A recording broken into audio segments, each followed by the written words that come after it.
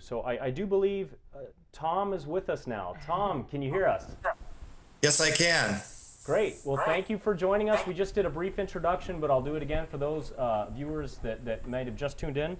Tom Mullen's written A Return to Common Sense, A Reawakening Liberty and the Inhabitants of America. So thank you for joining us, Tom. I have to admit, I haven't read the book. I just got it, and I'm pretty fascinated in reading it. But one of the things on the back of the cover that we took a look at that I thought was really, really fascinating was that this book attempts to answer the questions. To do so, it goes back to the beginning to rediscover the meaning behind the most sacred words and the truth about our natural rights. The answers that this book provides will surprise even the most informed reader and reveal the long-forgotten secret behind America's former prosperity and greatness. Tell us a bit about these secrets in the book. We'd love to hear about it.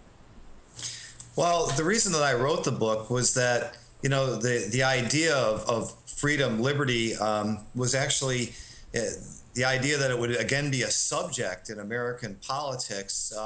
That was inspired by Ron Paul. One day, my wife came home from work and said that there was a libertarian running for the Republican nomination.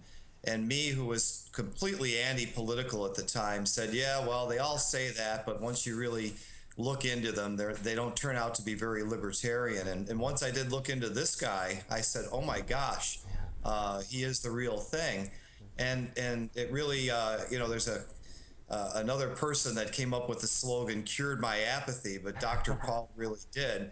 And so I decided to start. Some of the things I've been interested in all my life, I said I should put this down on paper. And what really inspired that first chapter, "What is Freedom?"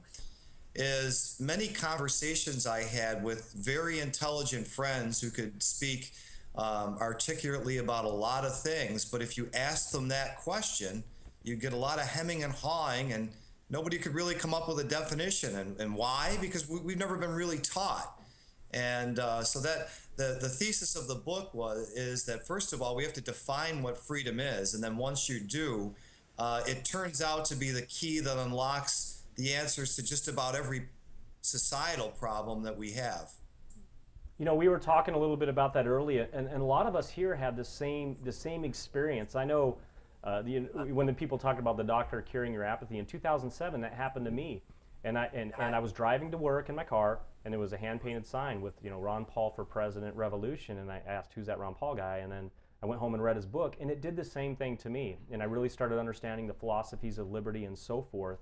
And then it became more than just Ron Paul. It became a whole movement and an ideal of living and doing things right for everybody. So in this book that you cover, some of the secrets that you talk about, what were some of the most interesting things that you think you could share with our viewers that you found through your study and the defining of this liberty, perhaps from a historical context, that you might be willing to share?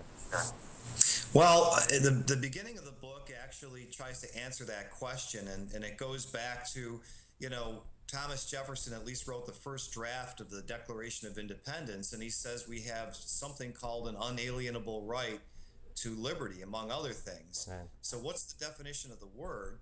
And you find that Jefferson was pretty clear about that. He said that he got the philosophy from John Locke. In fact, he went so far as to have a resolution passed on the board of the governors of University of Virginia to say that all Americans got their philosophy from John Locke, which he may not have been right, but he certainly felt that strongly about it.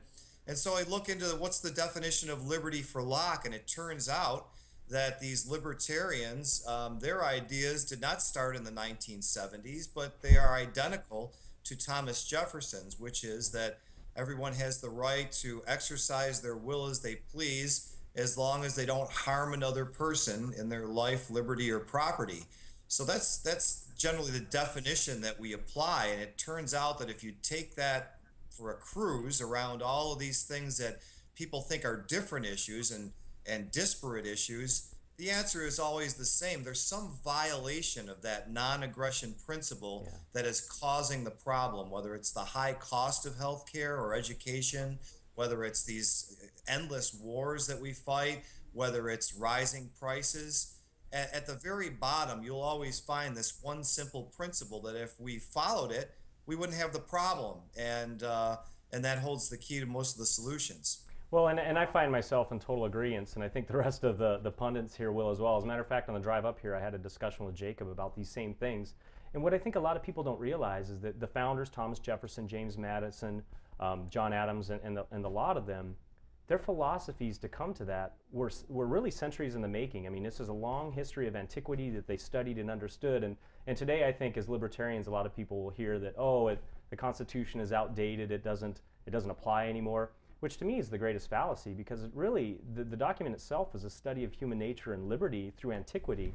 And humans really, I mean, we might have iPads and iPhones and all these different technologies today, laptops and so forth, but human nature itself has been pretty static for a long time. And this was really a study to try to get us away in a system to keep us, at peace with each other and to bring the greatest liberty for all people. And I'm sure that you've come across that statement yourself. I'm sure you'd agree. Would that be correct? Yeah, I tend to like being the way I am, kind of a contrarian since before I ever heard of libertarian or Thomas Jefferson. I like the Declaration of Independence a lot better than the Constitution, because the Declaration took all the power away from the government. Yeah, I totally agreed. The Constitution, as good as it is, that's all it does is give power. Shall have the power to this and that and the other thing. But no, still, if we followed the Constitution, and there still are limits in that document to what that power is, we wouldn't have any of these problems. And you make another point, which is, yeah, technology, it gets advances, and the world is, something that people back in 1776 or 1800 might not recognize. But, and this is a big but, the natural law, the underlying natural moral principle of non-aggression doesn't change. And so whether you're exchanging, hand-churned butter for a barrel of molasses, or whether you're changing a semiconductor for some kind of software, the idea that the exchange has to have the mutual consent of both parties, that doesn't change, and it should never change. Agreed. I absolutely agree. And it's an interesting point that you made when you talked about you like the Declaration of Independence more than the Constitution. It's kind of an interesting fact. A lot of people I don't think realize that Thomas Jefferson was actually in France at that time as a diplomat, and didn't have as much of an impact on the writing of the Constitution that may have happened.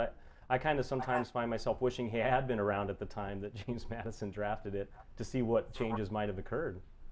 Well, he would have objected to a lot of it. And remember, by the time they went to write the Constitution, there were kind of two factions. There was a minority there that wanted to reestablish the British system, Right. led by Alexander Hamilton. Yep. and the rest.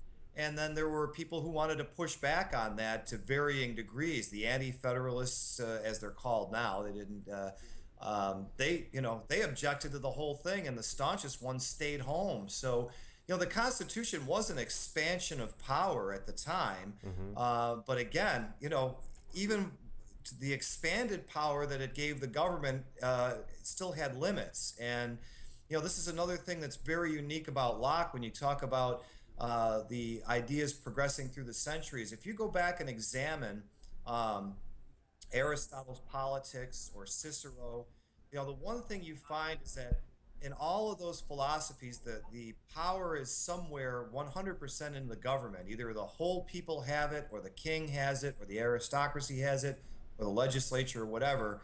Locke was the first one that said you can't delegate any power that you don't have individually. And that's really the foundation of America, that no government can do anything that we can't do to each other as individuals. And, if you follow that principle, of course, we wouldn't have any of these problems either. Well, and I know that later on, it didn't take that long after the government was formed actually for violations to occur. The Alien Sedition Act and so forth, and a lot of things that weren't particularly constitutional or favorable. One of the documents I know one of our guests on later, Tom Woods, wrote, nullification, talking about the Virginia and Kentucky resolutions of 1798, basically putting that power back towards the states to try to nullify some of the government power. So I'm sure you're familiar with that as well. We have about a minute more before we have to conclude this interview, but I want to make sure to give you a good plug and to give you a chance to go ahead and tell the audience where they can go to find out more about you, to get this fabulous book that I'm really fascinated. This is going to go at the top of my list. So if you wouldn't mind taking a minute and going ahead and telling the audience a little bit more about you and where they can find you, feel free, Tom. Yeah, thank you. Definitely go to my website, tommullen.net. And I came from the poor side of the family, so we couldn't afford the S. A lot of people make that mistake, but it's Tom Mullen, Mullen .net. And you will find that you can read the first two chapters of that book for free um, on the website. It should still be on the front page. If not, you've got to search on the name of the book, but or free chapters, and you'll be able to read the first two for free, and then buy the rest of the book if you choose to. And you'll find my writing also on Daily Paul, occasionally on Lou Rockwell, 321 Gold, Peter Schiff's website. But come to tommullen.net, and then you'll definitely get the right Tom Mullen. Well, Tom, thanks for joining us. It's been fantastic. And actually, I have seen some of your stuff on both Lou Rockwell and Daily Paul. It's been a real pleasure having you, and we hope to talk with you again soon. And I'm a musician. I noticed you're a musician too, so maybe we can talk a little bit about that later sometime we run into each other. So you take care, and thanks for joining us. Thank you very much.